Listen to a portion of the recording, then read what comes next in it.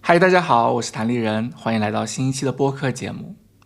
不知道你有没有过这样的时刻，说一句话前会想别人会不会不高兴，发一条内容会担心别人怎么想，在关系里总想解释、补救、照顾别人的感受，做选择的时候呢，会把别人的看法看得很重，也会去想自己这样会不会让别人失望，甚至只是对方回信息晚了，你就会开始反复的想，是不是我哪里说错了，是不是我让人不舒服了。我觉得可能很多人都有过这样的经验，这也是我自己常常感到内耗的原因之一。我有时候也在想，为什么我们会这么想要被喜欢？我们怕被讨厌，我们怕被误解，怕冷场，怕尴尬，怕因为自己的存在让别人觉得不舒服。所以很多时候我们都不是在单纯的生活，我们好像是在一边生活，一边默默地管理着别人会怎么看待自己。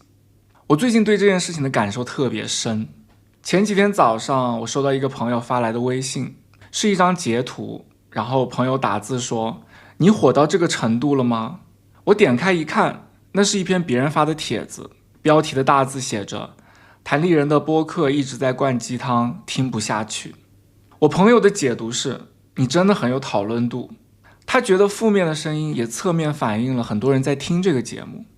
说实话，其实如果这件事发生在别人身上，发生在我朋友身上，我可能也会这么想。可是真正落在自己身上的时候呢，感受就完全不是那么回事儿。不管你以为自己会多么的不介意，看见自己被点名道姓的写出来，还是会刺痛。那一天啊，我的心情都被影响了，我会反复的想这件事，我还会批评自己怎么那么玻璃心。有时候呢，就是怕什么来什么。过了几天，我又会刷到一些类似的帖子，矫情、鸡汤、优越感、读稿感重，还有人说总是在讲自己的留学故事啊，出国呀、旅行啊，感觉像在炫耀。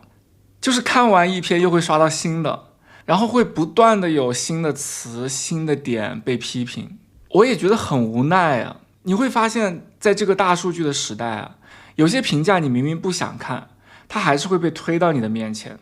然后呢，我又很手贱，还是会想看别人在讲什么，看完了又很难受。后来我又给我那个朋友发消息，我说我怎么还是那么容易走心啊？我怎么一点都没有被讨厌的勇气？他回我：好红啊，骂你的人了解你吗？知道你怎么走过来的吗？蔡依林这个岁数照样被骂。我当时看着手机，我就忍不住笑了出来。只是知道和做到之间真的是有一道鸿沟。我当然知道不可能所有人都喜欢我，我也知道做内容到了某个阶段，被讨论、被误解、被贴标签，这几乎就是每一个创作者的必修课。可我还是会难受，我还是会下意识的去反思，我是不是说错了什么。我还开玩笑的跟我朋友说，不会做自媒体最后钱没赚到，未来得抑郁症吧。过了一会儿呢，他又丢了一张截图给我，是他小红书的搜索栏里猜你想搜里面自动出现的一个词条：谭立人少研究别人。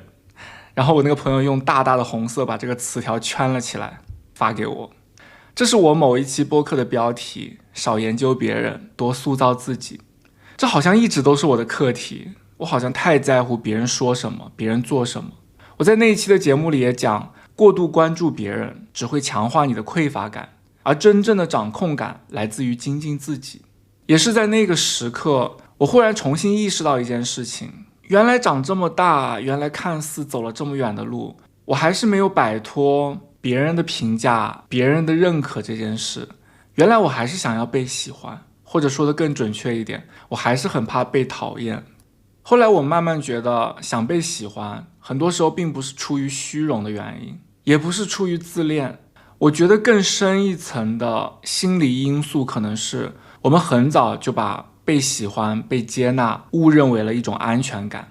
我自己也是，好像从小就是这样，好像只要别人不讨厌我，只要我没有让人失望，只要我还留在别人心里是一个好印象，我就是相对安全的，我就是被允许待在这里的，我就是被接纳的。可是问题是，一个人如果一直是这样，他最后最容易失去的往往不是别人的喜欢，而是自己的主体性。你会越来越不敢说真话，越来越不敢表达真实的情感，越来越分不清我现在这样做到底是因为我真的想这样做，还是因为这样做更不容易惹麻烦，更容易被接受。最近我也一直在反复的想这个问题，所以今天这期节目我也想来跟你一起回溯这个过程。我想聊的不只是被讨厌的勇气这几个字，我更想聊的是我们为什么会这么想被所有人喜欢，这种活法到底是怎么长出来的，它怎么就变成了我的一种默认设置了，它后来又是怎么一点点影响我们的关系、选择、表达，甚至影响我们成为自己。所以今天这一期我们就来一起聊聊这个话题吧，当我不再试图被所有人喜欢。如果要回头去想，我这种很在意别人怎么看我，很怕让人失望，很怕被讨厌的倾向，这种对评价的敏感是从什么时候开始的？我觉得可能要回到很早很早以前，我觉得大概是小学的时候吧。人好像就是在那个时候开始，第一次真正有了集体的概念。你会开始知道什么是受欢迎，什么是合群，什么叫别人怎么看你。你会慢慢意识到，原来自己不只是活在家里，不只是活在亲人的眼光里，而是开始被放进了一个更大的秩序里。那个秩序里有同学，有老师，有男生女生，有高年级低年级，还有某种很模糊但已经存在的标准。我小的时候父母很忙，我基本上是跟爷爷奶奶长大的。我记得我小学的时候，我妈那个时候正在从护士往医生转，她有1-2年都离家在南昌进修，我们的省会城市。那个年代距离感跟现在是完全不一样的，打电话呢要去电话亭用 IC 卡，送礼物呢是没有快递的，只能托人从外地带回来。那个时候很多事情都很慢，很郑重，也很稀缺。我记得当时好像是小学1-2年级的时候吧，有一天我收到我妈托人从外地带来的一个大礼物，我特别开心。我当时一层一层的把包装拆开，结果拆到最后我愣住了，那是一个印着美少女战士的书包。我当时看到它的第一反应是一种非常强烈的羞辱，我突然就不受控制的大哭起来，马上把它丢开了。晚上我妈从外地打电话来，我奶奶叫我去接，我还赌气说我不接。我听到我奶奶在电话那头跟我妈说我今天哭了，然后又冲我摆摆手，要我赶快过去。那个时候的长途电话是很贵的，我接起电话，我妈听说我哭了，但是她可能以为我是收到礼物感动哭的，她在电话那头特别兴奋地问我书包喜不喜欢。我当时特别的委屈，然后说你喜欢你就自己背，然后我就把电话给挂了。那个时候的电话特别的重，挂下去的时候好像有一种我难以承受的分量。我挂完之后我就非常非常的后悔，我呆呆的站在电话边等了几分钟，我希望他再打过来，但是他没有。我其实一直都很自责，我们也再也没有聊过这个事情，他至今都不知道我为什么莫名其妙的生气。那其实是一个很漂亮的书包，比我所有拥有过的书包都漂亮，有着大城市的气息。我记得很清楚，它是那种硬壳的，特别的笔挺光亮，有2个弹扣，打开关上会有清脆的啪嗒声。当时我想，要是个变形金刚的图案就好了，我背出去一定会很威风。我为什么会对这个书包反应这么大？其实是那段时间我正在经历人生第一场关于身份认同的危机。那段时间同学们的性别意识刚刚开始强起来，我在学校就经常被男生笑话，因为班里的女同学很喜欢跟我玩，课余的时间他们总会约我跳橡皮筋，然后其他男生呢会去丢沙包，他们就会笑话我。这种嘲笑的声音多了，我自己真的也有点扛不住了。我开始有意识地远离那几个特别好的女生朋友，他们叫我，我都会假装听不见。我回家让我奶奶帮我缝了一个沙包，我带到学校去特别得意，好像宣示了我的男子气概。但我发现我并不喜欢丢沙包，我奶奶用那种藏蓝色的粗布缝了一个小沙包，我觉得特别的好看，我喜欢把它攥在手里，根本不舍得弄脏它。我其实小时候也喜欢看美少女战士，我后来也挺喜欢看百变少女小樱，就是一边非常的羞耻，一边又爱看。我其实根本不爱看变形金刚，这好像就是我一切拧巴的开始。我时常觉得很抱歉，因为造成我痛苦的并不是那些和我玩在一起的女同学或者我妈，但我因为痛恨我自己，推开了所有爱我的人，我变成了一个更奇怪的人。成长真的很痛啊，那种扑面而来的羞耻感好像要把我撕碎。我回想起来，我觉得很痛很苦很不解很莫名其妙，但是我觉得我做的最错的一件事情就是我总是在反方向努力。我为什么总是试图讨好那些讨厌我的人看不起我的人，而对身边真正可贵的陪伴和认同视而不见？这种心理并没有随着长大之后就自动消失。过了几年之后，我妈回来，在我初中的时候和我爸一起开了一家化妆品店，2楼是仓库，空间非常的逼仄，堆满了纸箱。有一段时间我们3个人就住在这上面，每天早上起来他们起床就开店，我就去上学。我们的生活都是这么小的一个半径，这么2点一线的生活。我们老家很小，主路好像就是一条直线，学校出门的放学路上，大家不是往左走就是往右走。我家的化妆品店就在这条主路上，我常常会在放学之后迅速地躲在店里的后面，别人看不到的位置，等同学们都从这条路上走过。我有时候还会跟那些放学跟我一起走的同学，我们在一个前面的小路口就分别，然后我自己从后面拐一圈，然后再回到店里。我那个时候很怕同学看到我，我就拼命的把自己藏起来。现在回头看，其实那样的自卑好像完全没有必要。在当时那个小地方，大家的家境都差不多，真正困住我的未必是现实本身，而是我太早学会了用别人的目光打量自己。我太早就开始想别人看到了会怎么想我。现在想来，那条放学的路啊，其实绿树成荫，阳光很好。春天的时候，道路两旁都是茂盛的树木，阳光会从树叶的缝隙里漏下，斑斑点点的洒落在地上，一晃一晃的。小时候也没有什么玩具，我就特别喜欢盯着这些晃动的光影看。同学总是三三两两的结伴走过这条路，少年们骑着车飞驰而过。若不是那个时候，我太害怕面对自己的不完美，我想我一定能看见更多美好的光景。只是时光总是匆匆，等你开始回味，开始明白，很多原本可以坦然走过的路，已经在仓皇的躲闪中悄悄地过去了。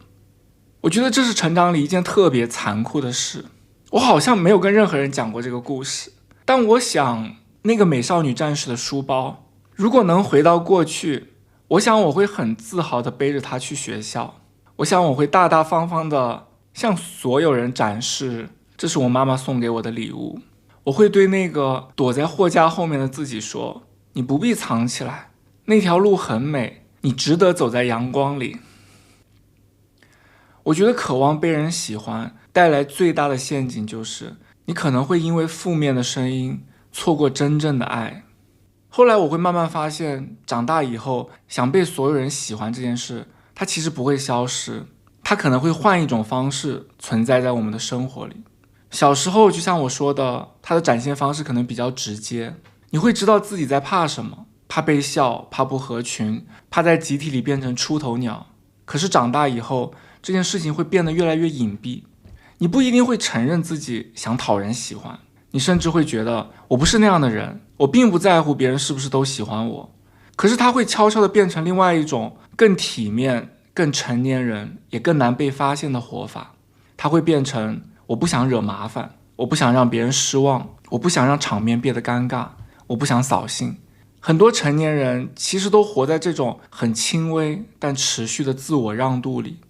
我自己就是，我从小到大其实都很害怕集体活动，可是奇怪的是，我明明自己不想参加，但最后我往往还是会去。我以前一直以为这是我性格里的不果断，或者是我比较容易被劝，但后来我才明白，很多时候不是这样的，是我害怕不合群的评价，我害怕别人觉得我不团结、不配合、不识趣。这种心理在职场里其实更明显。后来出进社会，我的第一份工作是在航空公司做乘务员。那个时候我们的航班会经常跟同一个机组的人飞到一个陌生的城市，有一些航班呢，就是当天就来回，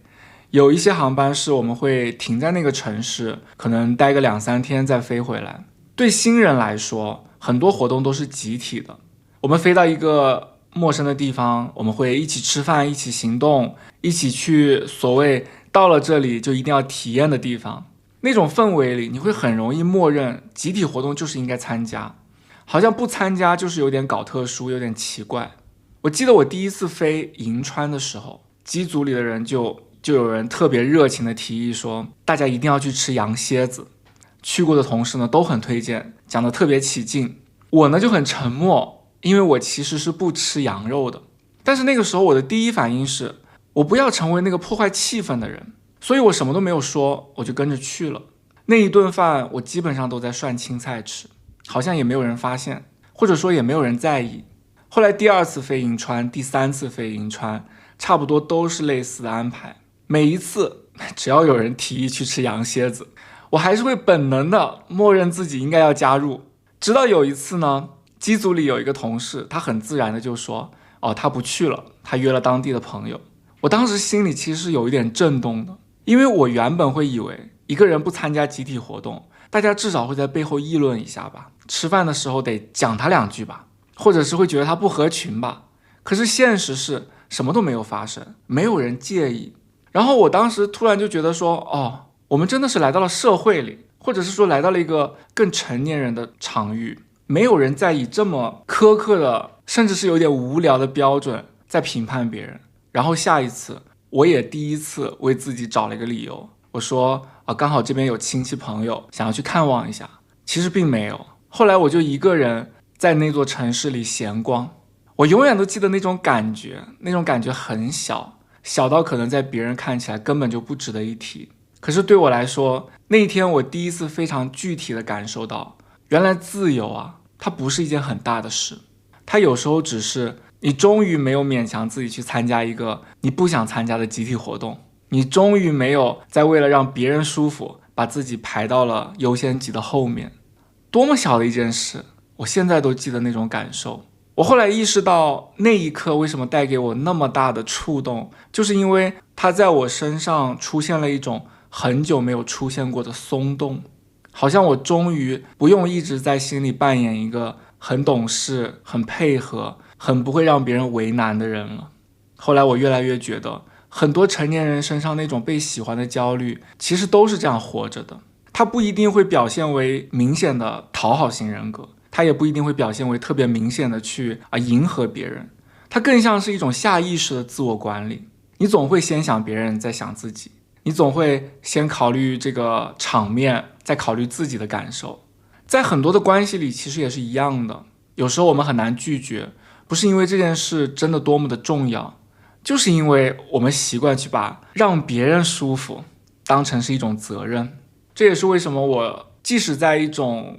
群体的语境里，如果每个人都赞成一种观点，而我明明不赞成，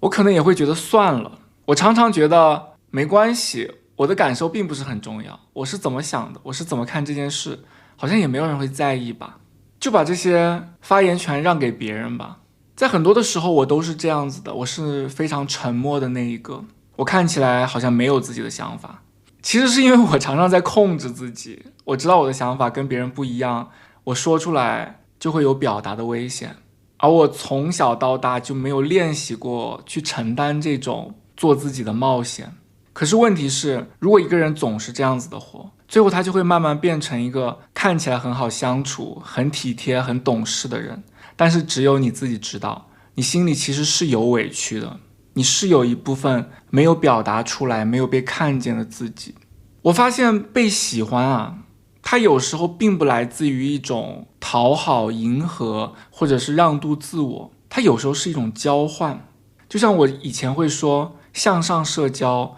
我感觉这也是一个伪概念，其实社交的本质也是交换。我在后来做博主的日子里，做自由职业的日子里，因为个体户，我就要自己做很多的事情，就比如说我要自己对接不同的品牌，我跟很多不同的 PR 打过交道，我一开始总是拿捏不好，我老是想要做一个好人，我老是想要维系一个关系，但是我的做法是，比如说有时候不管对方提什么要求，只要没有特别过分，我都会咬一咬牙就接受。即使是有一些要求，它是在你前期沟通的时候是完全没有提过的，后来临时增加的，明明你可以拒绝的，我都会自己别扭一阵，然后还是接受。可是当你一直很配合，你很懂事，很体贴，很照顾别人，有意识的去促成别人去完成他的工作的时候，别人确实可能更喜欢你。但是那种喜欢是真实的喜欢吗？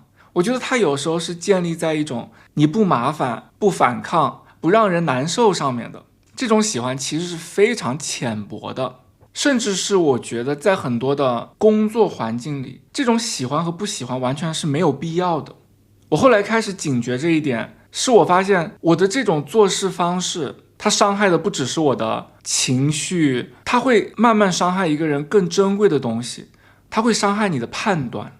我以前没有很清楚的意识到这一点，直到后来开始做内容，被更多的人看见，被更多的人讨论，我才发现原来想要被人喜欢这件事情，它一旦放到表达里，它最先伤害的是你说话的方式和你看待自己的方式。其实博主朋友经常私下聊天的时候都会聊到这件事情，就是大家都有一种倾向，会对差评耿耿于怀，然后会拿出来讨论。有一些评价当然非常的莫名其妙，有一些评价呢是很多人自己做的时候都想不到的点，会被人用放大镜来看。其实我们都知道这些声音并不代表全部，甚至很多的时候明明100个评价里99个都是善意的，都是夸你的，但是只要有那么一个不太友好的声音，它还是会让人耿耿于怀。好像人的大脑它天生就是更容易记住这种痛感，而不是温柔。我常常觉得自己像一个笨拙的动物，明明面前放了很多新鲜的叶子，我总是会不自觉的去反复的咀嚼那一片烂叶，越嚼越苦，越苦越放不下。别人说的话一直想，我到底哪一句话让他有了这样的情绪？所以这些评论它真正可怕的地方并不在于他到底说了什么，而是它会让你开始犹豫，你会更多的斟酌你自己要说的话，你会放慢你的表达速度，你会瞻前顾后，想东想西。我有时候也会想，某一句话我是不是应该把它讲得更圆滑一点，更安全一点，我是不是就不要那么直接，不要那么主观，不要那么多自己的判断。但是后来我会发现，我有这种趋势，想要本能的把表达收紧一点，想要更怎么说，更没有破绽一点。但是当我有这个念头，这才是我真正警惕的地方。以前我看到明星被骂呀，说实话，我心里会想，这大概就是成名的代价吧。你赚那么多钱，你被讨论、被误解，这好像就是工作的一部分。可是后来轮到自己，哪怕远远不是那个量级，我才会发现，人呐，他不会因为你懂了这些道理，就真的不会感受到痛。尤其是我并没有因此赚到什么钱。其实大家都知道，做播客很多人都是在为爱发电，就是对我来说，你为爱发电，然后还要承受差评，还要承受误解，而且我一想到如果以后你想要做得更大，你就会面对更多的差评，我觉得还是多少会让人有一点委屈，它也会让人的动作变得更迟疑，会想要收一点，想要藏一点，想要再不那么锋利，不那么主观。但是我这样一想的时候，我就想起那个藏在店里后面货架的我自己，你到底要藏到什么时候啊？你究竟是有多么的不堪，不能被人看见呢？所以我很怕我将来会面对同样的遗憾，就是明明你有机会站上一个更大的舞台，你有机会走在一条鲜花盛开的路上，但是你却退缩了，你迟疑了，你犹豫了，你还是躲了起来。你把这个世界让给了那些人，像你非常熟悉的模式，你把话语权还是让出去了。谁的声音大你就让给了他，你想你爱说你就说吧，谁爱发言你也让给了他，你想说你这么有表达欲你就说吧。这是我非常熟悉的一种模式，我总是拱手让人，你要你就拿走吧。我说不清楚这到底是一种假装的潇洒，还是一种内心的怯懦。我觉得可能是后者，就是我不太确定我能否承受住硬币是有两面所带来的看见。我觉得这可能是我最近最大的一个疑虑，也是最多的思考和最大的课题。我想这也是创作者最难的一课，怎么在面对外界正反两面的声音的时候，有鲜花有批评，站在这样子的场域里，仍然保持住自己的判断，保持住自己的初心。我觉得这是很难的，它难的一点就在于，这不光是创作的问题，这跟人的性格也有很大的关系。为什么我会觉得我那种老好人的心态它并不值得赞扬，就是因为它其实是一种缺乏勇气的表现。我认为真正的勇气是什么？勇气一定有代价，而被喜欢这件事情其实是没有代价的。所以被看见这件事情是有代价的，因为看见它就会带来喝彩、认同，它也会带来负面的评价。以前没有这么多人看的时候，我就是讲我自己的事情，你不会去预设你的观众他是什么人，他生活在哪里，他看你的东西会觉得你是在俯视还是在仰视。以前完全不会有这样子的分析，我只是做我自己，我只是讲我的经历和我的感受。但是当做到后期，越来越多的人开始听你、看你、讨论你，你就会很具体的感受到一件事情，就是表达不只是往外发出的，它还会回来，会带着赞美回来，也会带着误解回来，带着投射回来。我之前有一期节目世界越大事就越小，那一期的中间呢，有一段是我自己的生活体会吧。我当时讲了一些从大世界回到小世界的个人的不适感，那个段落带来了最多的争议。有人觉得我在表达优越感，老实说，我当时看到那些评价，我会很疑惑，我也会反思，我也会有不舒服。因为我知道我自己想表达的不是轻飘飘的嫌弃什么，我真正想说的是，我确实会无法对粗糙和混乱无动于衷。而且我当时想表达的一个观点是说，很多的感受很细微，就是你在意的东西可能只有你知道，别人都觉得没什么，但是你觉得不舒服。可是这样的表达仍然会被解读为优越感。我事后在反思这件事情，我觉得如果我回到老家，我还要假装审美和价值观没有发生碰撞，那是绝对的不诚实。一个人看过更有秩序的城市，更安静的书店，更舒展的生活方式，再回到老家，感受到逼仄和沉闷，这几乎是必然的。如果我还要假装我很爱我老家的一切，那是生我养我的地方，我对它只有满满的感恩，那样的表达对我来说，这就是一种虚伪。我宁愿不讲。我从不否认自己对远方的向往，我甚至一直很坦白的讲，在我人生的前18年，我就是憋着一口气，拼命的想要逃离老家。只是现在我回头讲这些，我觉得它不是优越感，它是一种幸存者的诚实。经验是真的会改变一个人的感受系统。我的确带有一种被生活优待后的视角，可是如果这种幸运本身就是一种冒犯，那我也只能接受。我无法为了显得接地气而阉割我真实的想法。我想到李安说过的一句话，他说，我已经看过了大海，我不能假装没见过。我跟故乡一直是复杂的关系，里面有怀念，有反思，有羞耻，有逃离，也有一种再也回不去的宿命感。真正让我难过的从来都不是别人不懂这种复杂，而是很多人根本没有兴趣理解这种复杂，他们只想要用一个很轻的词把你匆匆的归类。其实我认真的想过，我真的想了很多天，如果再给我一次机会，我会不会删掉那一段？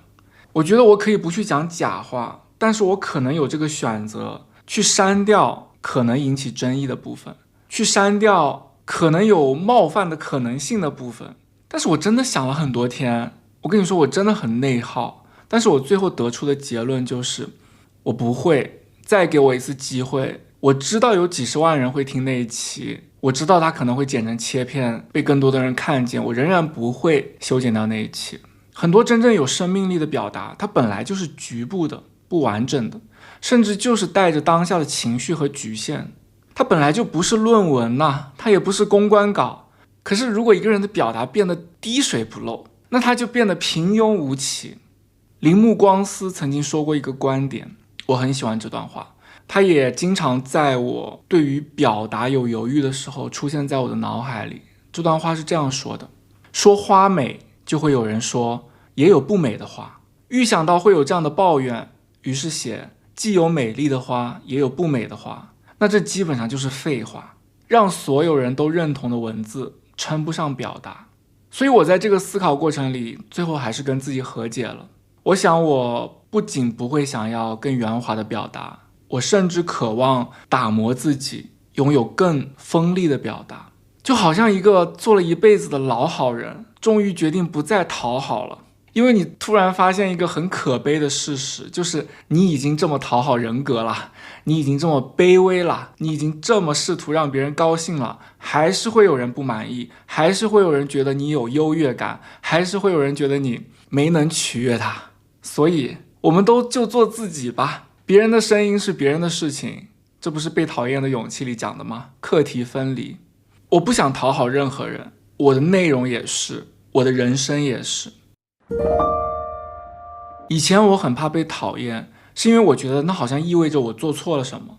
现在我明白，被讨厌也可能是因为我做对了什么。我变得越来越清晰，越来越有立场，越来越有观点，以至于你无法再进入每一个人的生活半径里。被讨厌其实是独立人格的一场勋章。这个时代太容易把人符号化了，我觉得社交媒体也把人压得非常的扁平，他没有太多的耐心去理解一个复杂的人，他更习惯用一个词迅速的把你概括掉。最近呢，我又看到又有层出不穷的新词汇，说优绩主义还有什么自恋型的自我叙述，就是很多词我都觉得讲他的人都未必理解他的意思。可是换一个角度讲，这些不同的声音它有没有带来一丁点的好处？我觉得我在这个过程里感受到一件事情，就是这些声音它会逼一个人更清楚的去搞明白，我到底相信什么，我反对什么，我不想变成什么，我到底要为谁说话。很多创作者真正的成熟并不是在赞美里成熟的，而是在这些杂音里慢慢长出了自己的骨架。所以的确我能感受到我最近的生活有一些变化，外部的环境带来的变化，其实我是能感受到的。但是我一直在试图做一个更有稳定感的自己。我会想，今天我的表达跟我做第一期节目完全没人听的时候是不是一样的？我有变得更小心吗？我有变得更有套路吗？我有变得更取悦别人吗？还是我有在更做自己？而且我后来想明白一个非常简单的道理，比如说有人说我讲话太平了，很像读稿，也有人说我讲话很平，听着很舒服。就像有人爱吃火锅是因为辣，有人不吃火锅也是因为辣。很多的喜欢和不喜欢本来就是同一个原因。我觉得一个人他如果连自己的判断都开始动摇，他就会越来越依赖外部的声音，自己的声音就会越压越小。外部喜欢你，你就会飘一点；外部不喜欢你，你就会塌一点。你的世界就是这样，会活得很像一个被风吹来吹去的墙头草，失去自己的力量。成长不是让自己变成一个谁都挑不出错的人，成长有时候恰恰是相反的，是你开始允许自己不那么面面俱到，开始允许自己说出一些并不讨人喜欢的话。我觉得我真的是到了这个时候开始有点厌倦了。人到了一定的阶段都会对争论失去兴趣，尤其是你如果想要继续往上走，你就必须面对负面的评价，面对不同的声音。所有的被讨论，它都让这条向上走的路变得更稳。因为快速的上升，特别顺畅的上升，其实里面蕴含了一种隐藏的危险。可是如果是一个有阻力的上升，它反而让我觉得有某种安全，就是它不是一种幻觉。如果是一阵风口把你吹起来的这种上升，就会让我觉得好没有安全感，因为我觉得自己会掉下来。可是这种有争议，有人喜欢有人不喜欢的这种上升，它反而就像一个一个台阶，台阶的组成是什么？它有一个横面，有一个竖面，对不对？它就好像是两种声音所给你递来的一个直角。我有时候会在我的后台收到一些留言，很多朋友可能会有相同的困惑，就是面对被讨厌这件事，我看很多人的留言会说，在职场，比如说被孤立怎么办？被同事穿小鞋怎么办？被一些很微妙的恶意对待怎么办？在学校被宿舍的人排挤怎么办？好像每个人都有这种多多少少的困境吧。但我觉得你的生活里有这些阻力，它未必是让你变得更不好，它可能是成就你的成长。你知道成长一定都需要孤独和勇气，那么不被支持，不被喜欢，这正是某种孤独和勇气啊。我能给的建议就是说，我希望大家不要浪费时间重走我的冤枉路，就是不要去讨好那些不喜欢你的人，这是没有用且吃力不讨好的。你应该把自己全部的精力只放在成就自己上。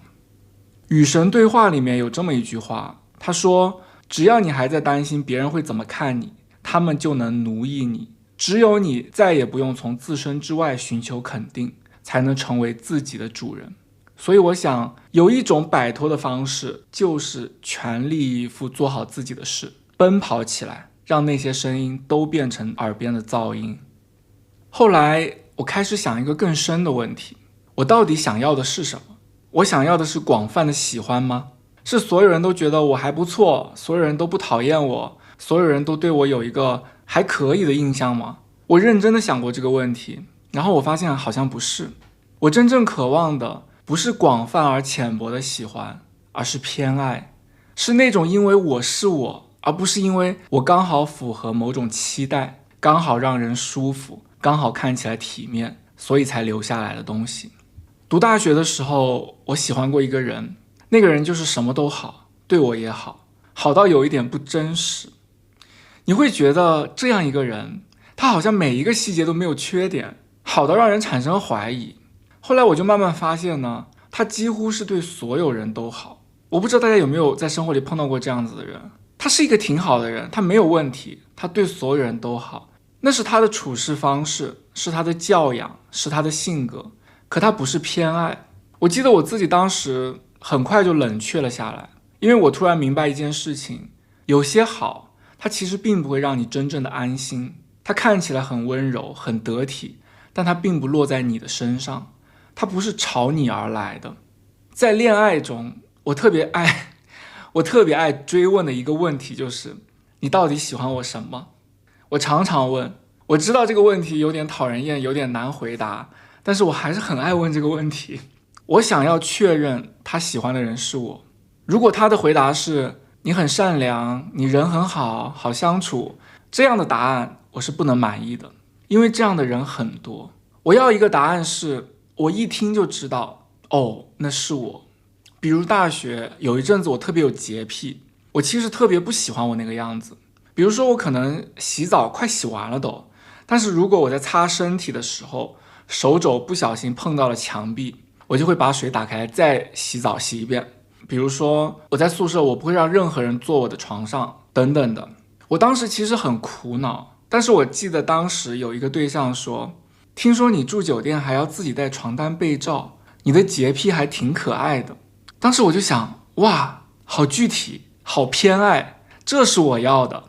后来做播客做内容，我对这件事情又有了一种更具体的感受。我发现那些不喜欢你的评价常常都很短，而且很宽泛，几个词，一个判断，一个标签。可与此同时呢，我也越来越常收到另一类的东西，是一些很长的留言，很认真，很具体，甚至长得像一篇小作文。有人会写他是在某一期节目的某一句话某一段停住的，有人会写不能在开车的时候听，因为会红了眼眶。有人会写他本来以为自己只是有点累，后来听你讲完才知道，原来那种感觉叫匮乏感，叫羞耻，叫总想证明自己。还有人会把自己的故事留言慢慢的讲给你听，好像他不是在留言这个动作，这个社交媒体上的动作，而是在小心翼翼的递给你他真正内心柔软的一部分。我后来越来越被这种东西打动，因为它不是那种迅速的反应，它不是我听了10分钟发现我不喜欢，然后我就给你留一个评价，它是那种一个人认真的听过，认真的想过，认真决定要留下来才会写出来的东西。我觉得那才是我真正想要，也是我真正发自心底觉得感恩的东西。其实一个人太想被所有人喜欢，他最容易弄丢的一件事情就是会慢慢分不清楚好评差评，不好不坏，还有偏爱。他会慢慢分不清楚什么是注意力，什么是真正的连接，什么是热闹，什么是爱，什么是路过，什么是留下来。我最近的订阅数增长挺快的，非常非常的感谢大家。其实我自己也没有想到，我其实也是很懵的一种状态里，我也在慢慢的跟上这个外部节奏的变化。但是我真的非常的感恩，首先是有这么多听众留下来。我记得我每次看别人的私信啊或者评论，我特别感动，就是很多人都不约而同的会在最后一句写上真的很谢谢你，希望你能一直做下去。哇，我觉得真的很感动。当然分享一点我很真实的心路历程，就是我其实自己也感受到了这个订阅数的增长很快。最近这几个月，它几乎是以每个月10万的增长在往上涨。包括我自己刷抖音，有时候都会不小心刷到我的切片，然后会非常快的划过，因为我觉得听到自己的声音有点羞耻。但是我也发现我自己并不只是兴奋，更多的是迟疑。我有很多的疑问，我也想要搞清楚发生了什么。因为其实做播客的前大半年或者是1年，如果你们听前面的节目，前面几期只有几百的播放，后面1-2千，然后我并没有做什么特别不一样的事情，它就迎来了一个指数级的增长。包括我前几期还在讲人生低谷，还在讲我被人欠钱，还在讲我的基金亏损多少，还在讲我没有收入，但是最近又开始增长。然后呢，我也不确定是不是来到了另外一条人生曲线上，我甚至还在想低谷过去了吗？我好像也没有一个特别的感觉，我还在体验这一切。我其实是一个很慢热的人，我很多时候我的感受都来自于某一件事情已经结束了，某一段经历已经过去了，我才开始慢慢的回味这一切，我才开始慢慢的想，哦，原来当时是这样子的感受。所以我现在人身处其中，我其实无法讲出一个非常明确的我正在经历着什么，我的感受是什么，我现在暂且不知道。但是我觉得经历过一些周期之后，我挺相信生命有周期这件事情。所以我在我低谷期的时候，我也一直跟大家分享，低谷期是用来积蓄力量的，低谷期并不一定是坏事。包括现在假如说是上升期，上升期也从来不会是纯粹的礼物，它一定是一种考验，它会带来热闹，带来看见，带来机会，也会带来一种新的孤独。最近增长很快的时候，有几个关系很好的博主朋友隔三差五就会来恭喜我，比我还清楚我现在有多少订阅。人生有几个真心为你感到高兴的人其实是很难得的，尤其是我们可能都经历过一些瓶颈期，我们都知道增长和突破是一件多么难得的事情。我有时候也会想起一些有过几面之交但很久没有联系过的其他主播同行，我会想他们看见了吗？他们会是什么感受？我所正经历的幸运会给别人带来痛苦吗？我总是想很多，连开心都变得不纯粹。我后来越来越觉得左顾右盼的人啊，是走不了远路的。一个人总想被所有人喜欢，总想以别人为坐标，总在想别人会怎么看自己的人啊，会变得很分裂。超过别人会难受，落后别人也会难受。你真的被夸奖了，你也会很紧张，有不配得感；被误解了，有负面的声音，又会觉得被刺痛，觉得很冤。你会永远的活在一个摇摆当中，你好像一直把自己放在了一面巨大的镜子面前，反复的确认我这样够不够好，我这样值不值得被爱。我后来就慢慢意识到，这样很不公平啊！不只是对自己不公平，某种程度上也是对那些真正喜欢你的人不公平。因为你会把太多的心力花在了那些路过的、粗糙的，并不真正理解你的人身上。而真正认真听你说话，认真写字给你，认真把自己交给你一点点的人，他们才是更值得你回应的人。小王子里面有一句话，我这些年越来越懂，这句话说，真正重要的东西用眼睛是看不见的。我以前会觉得喜欢是可以被看见的，数据、热度、夸奖、掌声、舞台上的聚光灯，这些都是看得见的。可是后来我越来越觉得，真正拖住一个人的，常常反而不是这些，是那些看不见的东西。是你突然知道，原来自己不是在对着空气说话，原来你真的和这个世界上的某一些真实的人，在一个很深的地方相遇过。我觉得这可能是我现在越来越想守住的东西，不是让所有人喜欢我，而是不要因为那些短暂的、不被理解的，甚至是被曲解的声音，错过真正的偏爱，错过真正的连接，错过真正愿意留下来的人。以前我会觉得成长是变得更强，变得刀枪不入，变得八面玲珑，变得更会说话，更会做事，更懂得分寸，更懂得人际关系，更怎么。但是后来我越来越觉得，成长很多时候都不是加法，反而是减法。它不是让你学会更多赢得喜欢的技巧，而是让你慢慢的失去一种冲动，那种一定要被理解，一定要被认可，一定要让人喜欢，一定要让所有人都很舒服的那种冲动。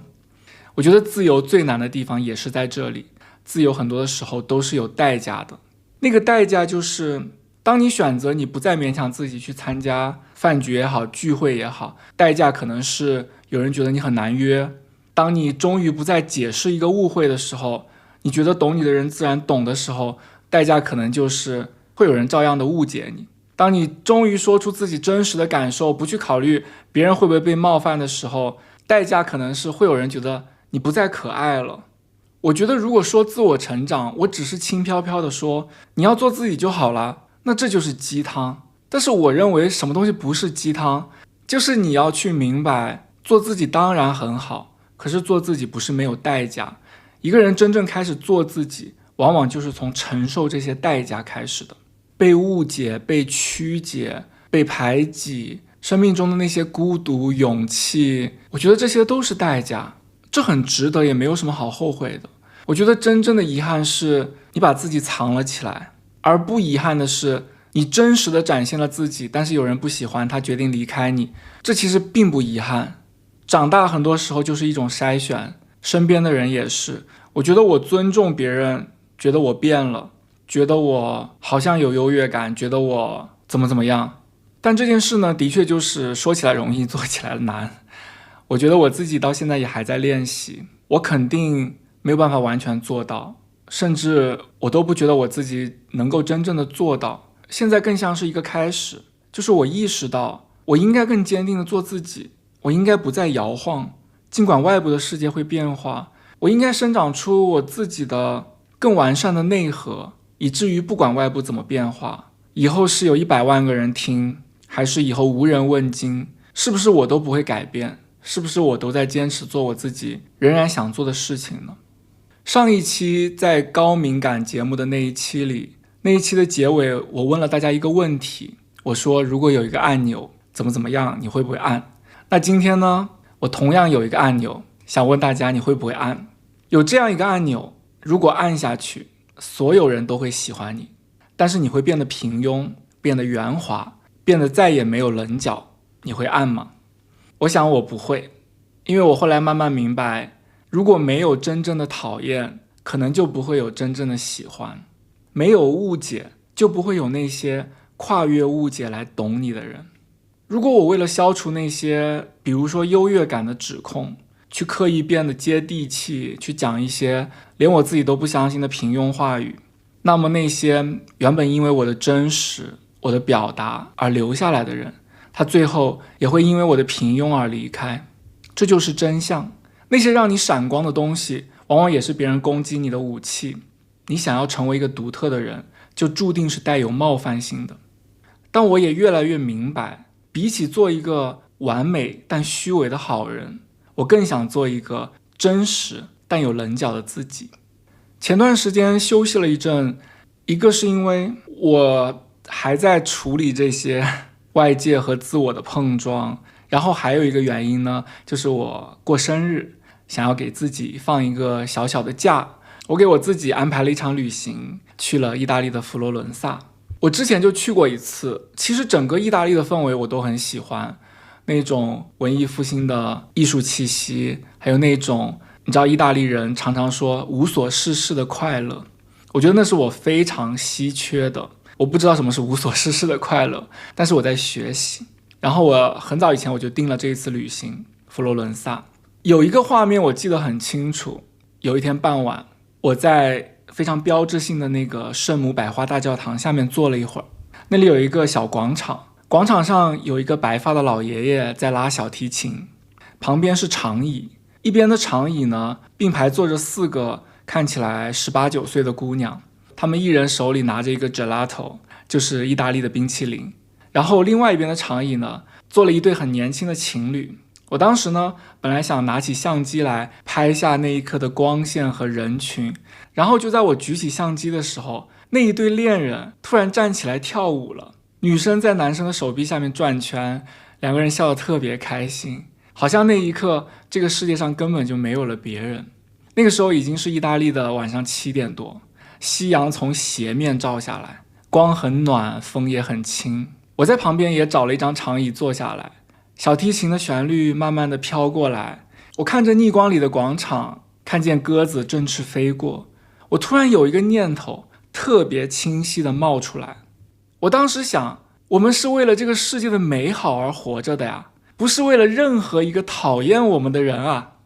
那一刻我的心里生出了一种很安静的感觉，我好像又被这个世界救了一下。原来一个人真的不能一直活在评论区里，不能活在网络冲浪里，不能一直活在别人的评价里，更不能活在那些粗糙的、简短的、带着投射和情绪的判断里。因为真正的生活根本不是那样的，真正的生活是晚风，是广场，是悠扬的小提琴，是阳光落在一栋中世纪建筑上的颜色，是2个年轻人旁若无人的跳舞，是你在一个陌生城市的长椅上坐下来，突然觉得今天真不错，世界也还不错，自己好像还可以继续走下去。一个人过得好的时候，真的会原谅很多的事情，不是因为你变得高尚了，而是因为当你自己是丰盛的，很多原本会刺痛你的东西，它就会自动的变得微不足道了。你还是会看见他们，还是会知道有人不喜欢你，但是你不会像以前那样把他们变成对自己的否定了。余秀华有一句诗，这几年反复的治愈我。他说，阳光好的日子会觉得还可以活很久，甚至可以活出喜悦。我觉得这句话特别好，因为他说的不是宏大的道理，他说的只是一个非常朴素的事实，就是人是会被生活本身治愈的。所以我也想对大家说，重新回到风里，回到光里，回到真正的生活里，不要像小时候的我一样躲起来，错过了那些美好，去经历，去感受，去热爱，去失去，去碰撞，去长出判断，去慢慢的成为自己。你不是为了所有人的喜欢而活，你是为了那些真正值得你爱的事物，真正值得你留下来的关系，和这个世界里一些具体的美好的，会让你忽然觉得活着其实也很好的那些瞬间而活的。非常感谢你收听这一期节目，我是谭立人。如果你也还在练习被讨厌的勇气，希望这一期节目能够陪你往前走一点点。那我们下期节目再见啦，拜拜。